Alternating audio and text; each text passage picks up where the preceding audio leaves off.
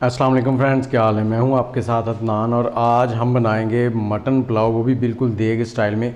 बहुत ही ज़बरदस्त बनता है, बनाना भी बहुत ही आसान है, इजीली बस मिनटों में तैयार हो जाएगा। आपकी ईद की रेसिपी जो है ना वो बहुत ही ज़बरदस्त बनने वाली है। आपने ईद पर ये मटन पुलाव ज़रूर ट्राई करना है और इंशाल्लाह आपका मटन पुलाव भी बिल्कुल ऐसा ही बनेगा। आपके चावल भी बिल्कुल खिले खिले नज़र आएंगे। तो चलो इन टाइम को ज़ाया किए बिना ही रेसिपी की तरफ चलते हैं और आपको बताते हैं कैसे बनेगा ये। सबसे पहले हमने मटन लिया आधा किलो, उसको हमने अच्छे से वॉश कर लिया है और वॉश करने के बाद हमने इसको करना है मैरिनेट। उसके लिए हम 2 टीस्पून लहसुन अदरक का पेस्ट डालेंगे यहाँ पे और इसके साथ ही हम यहाँ पर डालेंगे दही 4 टीस्पून। अगर टेबल स्पून में लें तो 2 टेबल स्पून हो जाएगा। और रेसिपी को मुकम्मल देखिएगा ताकि स्टेप बाय स्टेप आप फॉलो कर सकें और आपकी रेसिपी बिल्कुल ऐसी ही बने। यहाँ पर कुछ खड़े मसाले मैंने लिए जिसमें जावित्री, बड़ी इलायची, छोटी इलायची, दालचीनी, काली मिर्च, तेज़पत्ता, लौंग और बादियान का फूल है। कुछ मसाले हम यहाँ पर डाल देंगे, बाकी जब हम चावल पकाएंगे उसमें डालेंगे। तो ये थोड़े से मसाले मैंने बचा लिए हैं और इसके साथ ही अब थोड़ा सा इसमें नमक डाल देंगे 1 टीस्पून के करीब। और इसके बाद हम इसमें डालेंगे काली मिर्च का पाउडर। आप यहाँ पर साबुत काली मिर्च भी डाल सकते हैं। काली मिर्च का पाउडर हमने डाल दिया 1 टीस्पून के करीब और ज़ीरा पाउडर डालेंगे हम इसमें 1 टीस्पून। और इसके साथ ही मैंने सौंफ ले ली है। सौंफ आप साबुत इस्तेमाल कर सकते हैं, मैंने यहाँ पर पाउडर इस्तेमाल किया है आधा चाय का चम्मच। और यहाँ पर हमने लीमू का रस डालना है और लीमू हमारे पास जो है इनमें रस थोड़ा सा कम है, इसलिए मैंने 4 लीमू इस्तेमाल किए हैं, 3 से 4। और यहाँ पे 2 टेबलस्पून रस होना चाहिए। और ये लीमू का रस डालने के बाद आपने इसको अच्छे से मैरिनेट मिक्स कर देना। मिक्स करने के बाद हम इसको 2 घंटे के लिए छोड़ देंगे। और मैरिनेशन जो है इसका असल मकसद ये होता है कि जो मीट है उसके अंदर तक फ्लेवर्स चले जाएँ। और इसमें दही इस्तेमाल हुआ है, लीमू इस्तेमाल हुआ, उससे क्या होगा कि हमारा जो मीट है वो अंदर से नरम हो जाएगा, पकने में बहुत ही जल्दी से रेडी हो जाएगा। और मिक्स करने के बाद अब हमने इसको 2 घंटे के लिए छोड़ देना है।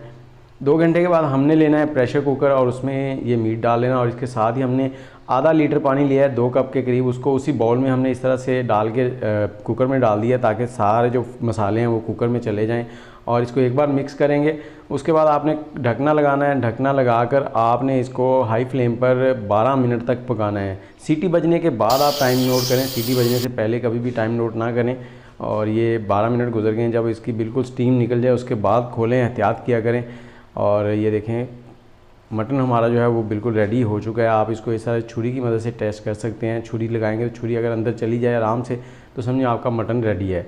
तो इसमें से जो यखनी है उसको अलग कर लेना, स्टॉक को, और मटन को अलग कर लेना। यहाँ पर हमने 4 टेबलस्पून ऑयल लिया है दूसरे बर्तन में और ये बर्तन जो इतना बड़ा लेना है जिसमें आपके चावल आ जाएं। और यहाँ पर हमने 2 बड़े प्याज हैं उनको चॉप करके डाल दिया। और प्याज जब भी फ्राई करें उनके लच्छे जो हैं उनको खोल लिया करें, उससे ये इवनली फ्राई हो जाते हैं, बहुत ही ज़बरदस्त।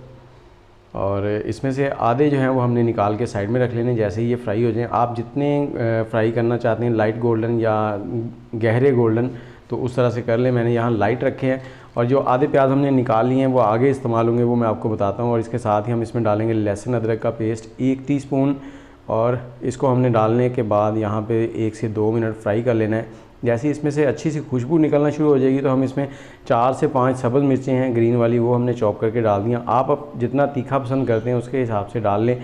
मैंने यहाँ पर 5 सब्ज़ मिर्चें चॉप करके डाली हैं। इनको हमने 1 से 2 मिनट फ्राई कर लेना। और जो स्पाइसेस हमने शुरू में बचाए थे, खड़े मसाले जिसको कहते हैं, वो इसमें डाल देने हैं थोड़े से। उनको थोड़ा सा फ्राई करेंगे और फ्राई करने के बाद इसमें डाल देना है हमने मटन जो हमने कुकर में पकाया है। और इसको हमने 2 से 3 मिनट यहाँ पे फ्राई करना है ताकि इसमें से ये भुन जाए एक। और इसकी भुनाई जो है वो अच्छे से कर लें यहाँ पर। और भुनाई करने के बाद हमने इसमें थोड़े से मसाले डालें, जहाँ पे धनिया पाउडर है 1 टीस्पून और गरम मसाला डालेंगे इसमें आधा टीस्पून। और इसके साथ ही नमक आ जाएगा 1 टीस्पून। आप यहाँ, ये नमक मेरे पास कम रह गया था, आपने यहाँ पे थोड़ा नमक ज़्यादा डालना है। और इसके बाद हमने सौंफ डाली है और ज़ीरा पाउडर डाल दिया है हमने थोड़ा सा, और इसको हमने मिक्स कर देना है। सौंफ हमने 1 टीस्पून के करीब डाली और 1 मिनट तक इसको फ्राई करेंगे। यहाँ पे आग का फ्लेम मीडियम है। और यहाँ पर हमने दही डाल दिया है 4 टेबलस्पून। दही जो है इससे जायका और ग्रेवी सी थोड़ी सी बन जाती है, चावल ज़रा टेस्टी हो जाते हैं। और हमने यहाँ पर टमाटर डाल दिए हैं, 2 मीडियम टमाटर थे। और इसके बाद हमने यहाँ पे धनिया के पत्ते डाले हैं, थोड़े से सब्ज़ धनिया, और इसको थोड़ा सा पका लेंगे। जैसे ही थोड़े से टमाटर नरम होंगे तो हमने यहाँ पर जो यखनी का पानी निकाला था ना, वो 1 कप के करीब था। और यहाँ पर मैं आपको बताता चलूँ कि मैंने 3 कप चावल लिए हैं जिनको 2 घंटे पहले मैंने भिगो दिया है। और 2 घंटे के पहले भिगोने का मतलब है कि उन्होंने काफ़ी पानी सोख कर लिया होगा। यहाँ पर हमने 1 कप यखनी वाला और 2 कप नॉर्मल वाटर जो है वो डाल दिया है और हाई फ्लेम पर इसको पकने के लिए छोड़ दिया है। जैसे ही इसमें बॉयल आ जाएगा तो हमने जो चावल भिगोए हुए हैं बासमती सिला राइस है, 3 कप चावल हैं, 600 ग्राम के करीब हैं और इनको हमने डाल देना है यहाँ पर। इनमें जो पानी होता है उसको निकाल लेते हैं, पानी बिल्कुल नहीं डालना आपने। और इसके साथ ही मैं आपसे ये पूछना चाहूँगा कि आप कौन से शहर में बैठ के मेरी वीडियो देख रहे हैं, कमेंट ज़रूर करें। और अगर आपने मेरी पहले कोई रेसिपी ट्राई की है तो उसके बारे में भी कमेंट ज़रूर करें कि आपको कैसी लगी, आपने उसको किस तरह से बनाया और आपके पास कैसी बनी।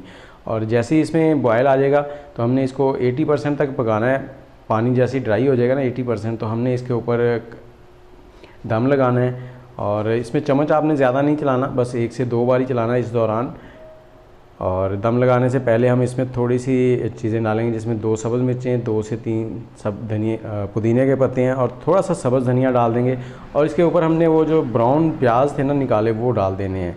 आप प्याज एक ही टाइम पे ब्राउन करके घर में रख सकते हैं, और लेकिन ये फ्रेश प्याज, इनका क्या फ़ायदा होगा, इनके ऊपर हल्का सा ऑयल है, जैसे ही आप इसको दम देंगे ना इनका ऑयल जो है वो गर्म होकर चावलों के ऊपर जाएगा और चावल नीचे तक जो है ना वो जुड़ेंगे नहीं बिल्कुल।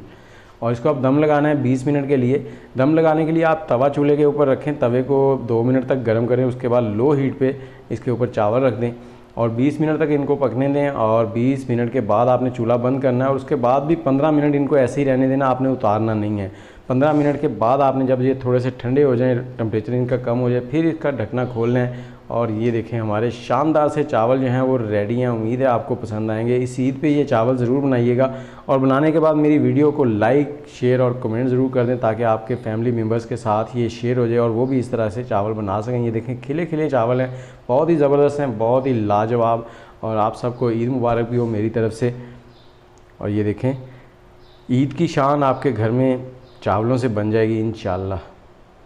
और मुझे इजाज़त दें, दुआओं में याद रखें। वीडियो देखने का बहुत बहुत शुक्रिया और मेरे चैनल को सब्सक्राइब ज़रूर कर लें। दुआओं में याद रखिएगा। अल्लाह हाफिज़।